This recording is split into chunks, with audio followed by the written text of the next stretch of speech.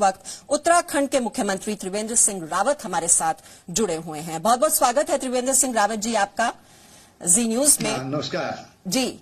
बाकी राज्यों की तुलना में हम देख रहे हैं कि केसेस उत्तराखंड में काफी कम हैं, 57 कंफर्म्ड केसेस और 36 मरीजों की रिकवरी भी हो चुकी है। ये क्या रोड मैप आपने अपनाया, ये क्या फॉर्मूला है जो बाकी राज्य क्या इससे सीख ले सकते हैं? त्रिवेंद्र सिंह रावत जी, ये केसेस इतने कम क्यों हैं उत्तराखंड? मैं आपको बताऊं, 26 जनवरी सुबह ही हमने इस पर कार्रवाई शुरू कर दी थी, क्योंकि 25 जनवरी की रात्रि में सोशल मीडिया के माध्यम से हमको खबर मिली कि नेपाल में एक कोरोना पॉजिटिव पेशेंट मिला है। उत्तराखंड और नेपाल की सीमाएं लगभग 550 किलोमीटर की सीमाएं हैं हमारी, और रोटी बेटी के रिश्ते भी हमारे नेपाल से हैं। देहरादून हो या हमारे कई अन्य कस्बों से अनेक बसेज ये नेपाल जाती हैं, वहां से इधर आती हैं प्रतिदिन। तो हमने तुरंत, जब ये जानकारी हमको मिली, तो हमने स्वास्थ्य मंत्री डॉक्टर हर्षवर्धन जी से मैंने 26 सुबह ही इसकी बातचीत की, और उन्होंने हमको यथोचित समय पर जो सुविधाएं हमको चाहिए थी वो उन्होंने हमको प्रदान की।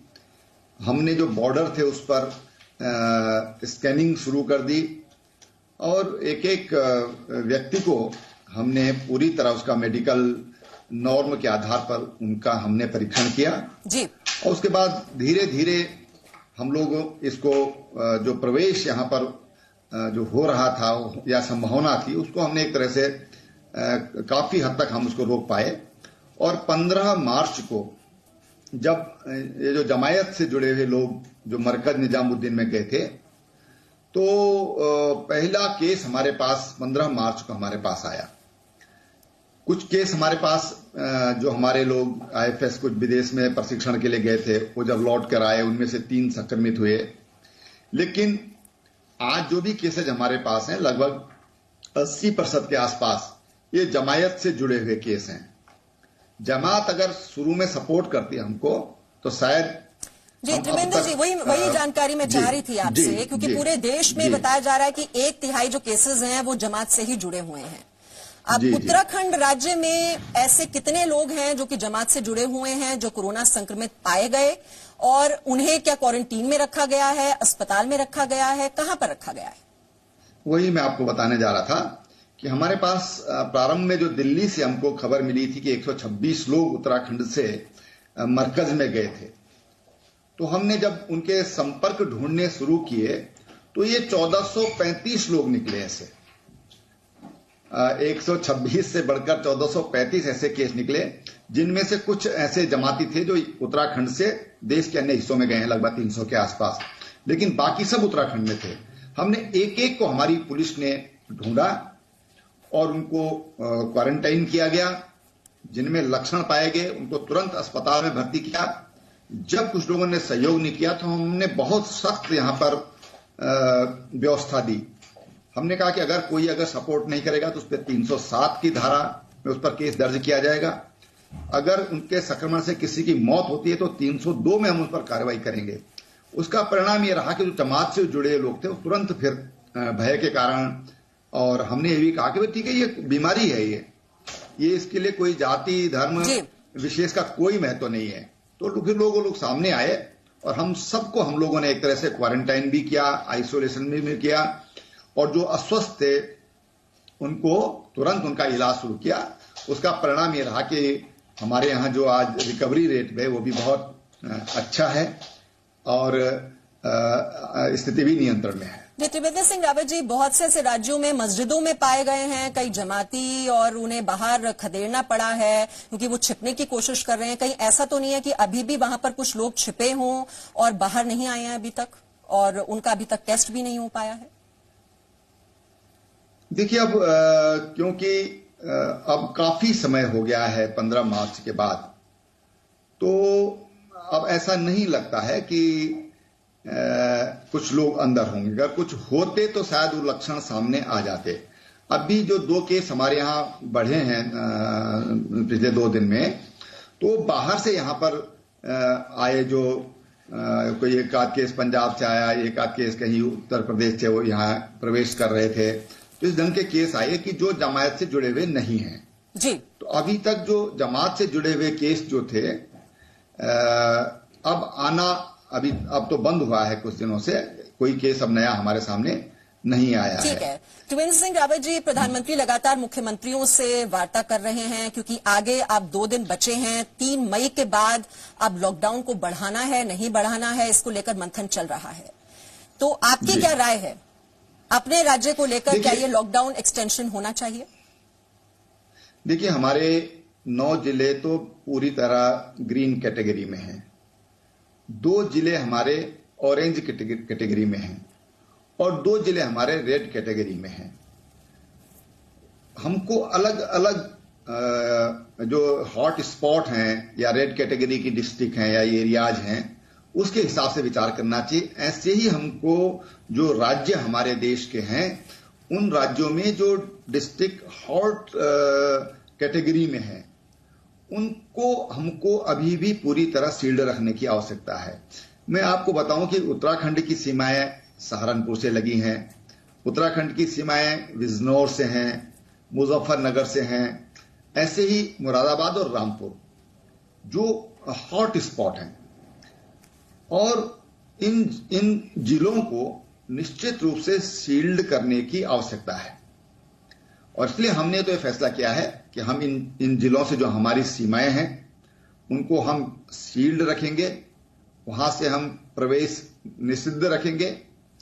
अगर कोई ऐसे केसेज व्यक्ति हैं जो वहां पर क्वारंटाइन में हैं या कैंप्स में हैं तो उनको हम तरीके से सिस्टम से हम उनको वापस लाएंगे ताकि उनको भी दिक्कत न हो और जो संक्रमण की जो संभावनाएं हैं उनको कम से कम किया जा सके। जी, त्रिवेंद्र सिंह रावत जी, आपके राज्य में भी पहले 11 हॉटस्पॉट चिन्हित किए गए थे, अब वो बढ़कर 15 हो चुके हैं। देहरादून में 7, हरिद्वार में 7, नैनीताल में भी 1 हॉटस्पॉट है। अब ऐसे में अगर ये मूवमेंट अलाउ कर दी जाती है तो ये कैसे इंश्योर किया जाएगा त्रिवेंद्र जी कि जो ग्रीन जोन अभी जो हैं, अगर ये हम इसमें अलाउ कर देते हैं मूवमेंट तो वो रेड जोन वाले ग्रीन में नहीं जाएंगे, ऑरेंज वाले ग्रीन में नहीं जाएंगे, तो फिर तो संक्रमण फैलने का खतरा बढ़ सकता है। ऐसे हमारे जो जैसे नैनीताल का हॉट स्पॉट है उसमें अब काफी दिन से 2 हफ्ते से कोई केस वहां पर नहीं है। ऐसे ही देहरादून में है जो कल परसों जो एक तरह से ऑरेंज जोन में आ जाएंगे या ग्रीन जोन में आ जाएंगे, ऐसे हरिद्वार में है। तो जो संक्रमित जो लोग पाए गए हैं जहां पर वो बहुत सीमित हो गए हैं, बहुत सीमित हो गए हैं। तो उन जगहों को हम सील्ड रखेंगे और जो एक सर्टेन एरिया की भाई जो हॉट स्पॉट है उसके सर्टेन दायरे को ही सील्ड रखा जाए और बाकी को धीरे धीरे खोलने के पक्ष में है। लेकिन जो हमारे मैदानी जिले हैं जिनकी सीमाएं जो जिले काफी संक्रमित हैं उत्तर प्रदेश के, उनसे खोलने के पक्ष में हम नहीं हैं। जी, त्रिवेंद्र सिंह रावत जी, 60,000 लोग हैं जो राज्य के अलग अलग जिलों से गांवों में लौटे हैं और ये घोस्ट विलेजेस इन्हें बोला जाता है क्योंकि किसी तरह का कोई हैबिटेशन इन गांवों में नहीं है, कोई सुविधा नहीं है। अब इन लोगों के लिए आपकी सरकार क्या योजना बना रही है? देखिए, आपको हम ये बताएं तो जब एक गांव का जिक्र होता है कि बहुत गांव हैं, तो वाकई वो ऐसे गांव हैं जहां पर कहीं पर 10 परिवार, कहीं पर 5 परिवार, कोई बहुत बड़ा गांव, कोई 150 परिवार का गांव या 100 परिवार का गांव खाली हो गया, ऐसा नहीं है। एक तो मैं आपको बताऊं। दूसरी बात मैं आपको बताना चाहता हूं कि उत्तराखंड में रोड की कनेक्टिविटी हमारी रूरल की बहुत अच्छी हुई है। पिछले 2-2.5 वर्षों में हमने बहुत प्रयास किया और आज हमारे कई क्षेत्र तो ऐसे कि जहां पर पूरी तरह सड़कें गांव-गांव तक पहुंच चुकी हैं, चाहे छोटा गांव है या बड़ा गांव है, मंदिरों तक भी सड़कें पहुंची हैं। रोड की कनेक्टिविटी की कोई समस्या नहीं है। पानी पर हमने फोकस किया है और इसलिए ऐसी कोई प्रॉब्लम नहीं है और इंद्रदेव की भी कृपा हो रही है कि पानी खूब बरस रहा है। अभी तक भी वर्षा हो रही है और पानी पर्याप्त मात्रा में है, ऐसी कोई दिक्कत नहीं है। हमने एक आयोग बनाया था, ग्रामीण विकास एवं पलायन आयोग, उन्होंने पूरे गांव की स्टडी की है, एक एक गांव की स्टडी की है कि वहां पर मेडिकल फैसिलिटी कितनी है, स्कूल की फैसिलिटी कितनी है, रोड की फैसिलिटी कितनी है। और मीमांसा जी, मैं आपको बताऊं कि मैं समझता हूं कि उत्तराखंड ही एक ऐसा राज्य होगा जहां पर आज जो हमारी मेडिकल की जो डॉक्टर्स की जो संख्या है, लगभग हम 85% के करीब डॉक्टर आज हमारे यहां नियुक्त हैं। तो उसकी भी फैसिलिटी हमने बढ़ाई है। जो इंटरनेट की कनेक्टिविटी है वो भी हमारे यहां बेहतर हुई है। और जो आयोग हमने बनाया उसमें हमारे पास एक एक गांव की स्टडी है। अभी हम लोगों ने, जब ये लोग हमारे लोग अभी वापस आना शुरू हुए, तो हमने एक सर्वे भी उसमें शुरू किया कि आप लोग वापस आए हैं तो क्या आप वापस जाना चाहेंगे या यहीं आप लोग भविष्य में उत्तराखंड में ही रुकना चाहेंगे, आप क्या करना चाहते हैं, आपकी शिक्षा क्या है, आपके पास क्या अनुभव है। तमाम ऐसे 28 प्रश्नों का एक क्वेश्चनार बनाकर हमने दिया है और उसके अनुसार हम लोग प्लानिंग कर रहे हैं। इस दृष्टि से हमने एक कमेटी बनाई है विशेषज्ञों की। फाइनेंस के हमारे चीफ सेक्रेटरी रहे हैं पहले उत्तराखंड राज्य के, उनकी अध्यक्षता बनाई है। आपने अभी डॉक्टरों की नियुक्ति का जिक्र किया। नीति आयोग ने कुछ रैंकिंग्स जारी की थी हेल्थ केयर फैसिलिटीज को लेकर, और उसमें आपका राज्य जो है वो 15वें से खिसक कर 17वें नंबर पर पहुंच गया था। अब ये कोरोना, ये जो महामारी जब से आई है, मुझे लगता है कि एक बहुत बड़ा रियलिटी चेक है ये कि हमारा हेल्थ इंफ्रास्ट्रक्चर कितना तैयार है। और हाई कोर्ट की ओर से भी डायरेक्शंस दिए गए थे राज्य सरकार को कि आपके जो state of the art equipments हैं, जो खाली पड़ी हुई पोस्ट हैं, उनको भरा जाए, एम्बुलेंसेस की व्यवस्था ज्यादा कराई जाए। उसके बाद राज्य सरकार की ओर से क्या कदम उठाए गए? देखिए, मैं आपको बताऊं कि जब हमने आज से 3 साल पहले यहाँ पर हमको सरकार बनाने का मौका मिला और मुख्यमंत्री के नाते मुझे जिम्मेदारी मिली, तो मेरे पास 1085 डॉक्टर थे। केवल 1084 डॉक्टर थे। आज हमारे पास 2400 से अधिक डॉक्टर हैं। लेकिन आप अगर देखें तो चाहे जो लिंगानुपात है उसमें हमने बहुत बेहतर काम किया है। आज जो टीकाकरण है उसमें हमने बहुत अच्छा काम हमारे यहां हुआ है। हमारे स्टेट में किसी भी डिस्ट्रिक्ट हॉस्पिटल में आईसीयू नहीं थे, आज हमारी हर डिस्ट्रिक्ट में आईसीयू बन गए हैं। डॉक्टर्स की नियुक्ति हमने की, कुछ डेंटिस्ट की भी हमने 150 के करीब डेंटिस्ट की भी हमने राज्य में नियुक्ति की। अब यह है कि पिछली सरकार को दोष देना बहुत उचित नहीं लगता है, लेकिन मैंने एक वस्तुस्थिति आपके सामने रखी है, ठीक है, कि हेल्थ को हमने प्रायोरिटी दिया। आज आप देखिए कि हमारे यहां जो भी कोविड के पेशेंट है, एक एक पेशेंट ठीक होकर के घर पर जा रहा है। इवन एक 9 महीने का बच्चा रिकॉर्ड बना है कि 6 दिन में हमारे डॉक्टर्स ने उसको ठीक करके वापस भेजा है। एक काफी अच्छा इसमें सुधार हुआ है।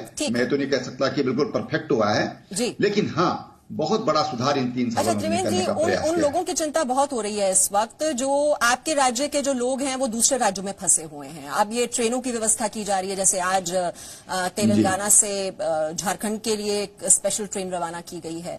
आपके जो लोग और राज्यों में फंसे हुए हैं उनके लिए आप क्या व्यवस्था कर रहे हैं? देखिए, हमारे एक तो हमने जो राज्य सरकारें उनसे बातचीत की है। हमारे राज्य में ट्रेन की कनेक्टिविटी बहुत कम है और इसलिए, और हमारे लोग बहुत, अगर हाँ दिल्ली के आसपास हम देखें तो काफी संख्या उनकी है। अगर हम मुंबई में देखें तो वहां भी ठीक ठाक संख्या है, हुए हैं, अलग अलग जगहों पर हैं, कम कम संख्या पर हैं, लेकिन बहुत फैले हुए हैं। तो उसके लिए हमने एक कमेटी बनाई है और वो कमेटी आज शाम को मुझे रिपोर्ट करेगी। अभी हम लोगों ने तत्काल ये किया है कि जो लोग हमारे रिलीफ कैंप में रह रहे हैं उनके लिए हमने बसें रवाना की हैं। कुछ को हम लगभग 1,500 के करीब लोगों को हम ले भी आए हैं और जो कैंप्स में है, रिलीफ कैंप्स में, उनको हम लेने के लिए हमने बसें रवाना आज कुछ कर दी हैं, कुछ शाम को रवाना होंगी। और कुछ हम वहां की जो राज्य सरकारें हैं जहां पर हमारे लोग हैं, उनके लोग यहां पर हैं, तो वो हमारे लोगों को लेकर आ जाएं और जो उनके लोग यहां पर हैं वो लेके चले जाएं। तो इन सारे उस पर रणनीति बनी है। लेकिन ये सब हम लोगों को, क्योंकि संक्रामक क्षेत्र से कई लोग आ रहे होंगे, तो हम उनका पूरा स्क्रीनिंग करके, स्कैनिंग करके और तभी हम उनको घर में भेजेंगे। जिनको जरूरत पड़ेगी उनको क्वारंटाइन करेंगे, इंस्टीट्यूशनल करेंगे जी। जिनको जो नहीं होंगे तो उनको होम क्वारंटाइन करेंगे। कुछ राज्यों के मुख्यमंत्रियों ने त्रिवेंद्र जी कहा है कि जो बसें हैं अगर लाखों की संख्या में हैं, जैसे कि पंजाब राज्य की ओर से डिमांड हो रही है, बिहार से, कि लाखों की संख्या में हैं ये प्रवासी, और बसों के जरिए उन्हें अपने राज्य में लाना ये व्यवहारिक नहीं होगा। या तो बहुत दूरी से लाना नहीं है संभव बसों से, या फिर संख्या इतनी ज्यादा है तो कितनी बसें भेजेंगे। तो ये समस्या क्या आपको भी आ रही है? देखिए, उत्तराखंड जैसा छोटा राज्य है और हमारे पास कल हमने इसके लिए लोगों से कहा था कि जो आना चाहते हैं तो बताइए। तो आप आज सवेरे तक हमारे पास लगभग 61,000 लोगों ने इच्छा जाहिर की है कि वो उत्तराखंड आना चाहते हैं, वापस अपने घर आना चाहते हैं। और इसलिए ये बसों से तो बहुत संभव है ही नहीं। हमको रेल में, लेकिन रेल में जो फिजिकल डिस्टेंस जो है, जो खतरा है संक्रमण का, उससे कैसे सावधानी बरत पाएंगे, ये जरूर चिंता का विषय है। देखिए, हमारी लड़ाई कोविड से है, हमारी लड़ाई कोरोना से है और वो संक्रमण की बीमारी है। इसलिए एक बहुत ही सोच समझकर मैं समझता हूं कि इस पर निर्णय लिया जाना है। लोगों को घर लाना चाहिए, लेकिन वो भी सुरक्षित रहें, जहां उनको जाना है वो एरिया भी सुरक्षित है। ये एक बड़ा चिंता का विषय है और इसलिए मैं समझता हूं कि जल्दबाजी में कोई निर्णय इस पर नहीं लेना चाहिए। जैसे अभी हमने लगभग 1 महीना से ज्यादा आज लॉकडाउन का हो गया है। त्रिवेंद्र जी, वही बात आपने की कि हमें बहुत ही सावधानी से आगे बढ़ना चाहिए। सावधानी से रखें। ये जो भी पॉलिसी बने, आपको लगता है क्या ये राज्यों पर छोड़ देना चाहिए या फिर एक सेंट्रल पॉलिसी होनी चाहिए? क्योंकि अभी भी 130 जिले हैं जो रेड जोन में हैं, हमें ये नहीं भूलना चाहिए। बिल्कुल, जो ग्रीन जोन जो है, और वहां से अगर ग्रीन जोन में जा रहे हैं तो कोई प्रॉब्लम नहीं है, लेकिन जहां पर थोड़ा बहुत भी आशंका होती है तो मैं समझता हूं कि आशंकाओं को निर्मूल करके या मेडिकल जो नॉर्म्स हैं उनका पालन करके ही हमको, जो हमारी माइग्रेटिव पॉपुलेशन है, इस पॉपुलेशन को हमको तभी वहां से मेरा आखिरी सवाल है त्रिवेंद्र जी, क्योंकि आज काफी मंथन हुआ है इस बात को लेकर कि जो ट्रेन यात्रा है और विमान यात्रा है उसको लेकर चर्चा हुई है, आपकी इस पर क्या राय है? देखिए, मैं तो अभी ये कहूंगा कि ये जो हमारे लोग हैं जिनको छोड़ना है, तो उनको मैंने पहले बताया कि मेडिकल नॉर्म्स का पालन हमको करना चाहिए, लेकिन इसको हमको बहुत संयम के साथ, बहुत अनुशासन के साथ, बहुत तरीके से ही करना चाहिए। थोड़ा जब हमने 1 महीना और 10 दिन, और उत्तराखंड में तो 22 तारीख से ही लॉकडाउन है, 22 मार्च से ही, जब हमने इतने दिन इसको स्वीकार कर लिया और जनता भी साथ दे रही है, तो हमको इसको बहुत सावधानी पूर्वक ही इस पर विचार करना चाहिए। और जो एयर सर्विसेज हैं जी, एयर सर्विसेज को भी धीरे धीरे हमको खोलना चाहिए, हर चीज खोलना चाहिए, लेकिन बहुत उसके लिए एक सिस्टम डेवलप करके तभी हमको उसको करना चाहिए। तो संयम और लेकिन धीरे धीरे हमको नॉर्मल लाइफ डेवलप, आगे बढ़े और बहुत ही सोच विचार कर ही जो रियायत भी देनी है वो भी बहुत ही सोच समझ कर दी जानी चाहिए। बहुत बहुत शुक्रिया त्रिवेंद्र सिंह रावत जी, हमारे लिए समय निकालने के लिए, हमसे बातचीत करने के लिए। एक छोटे से ब्रेक के लिए यहाँ पर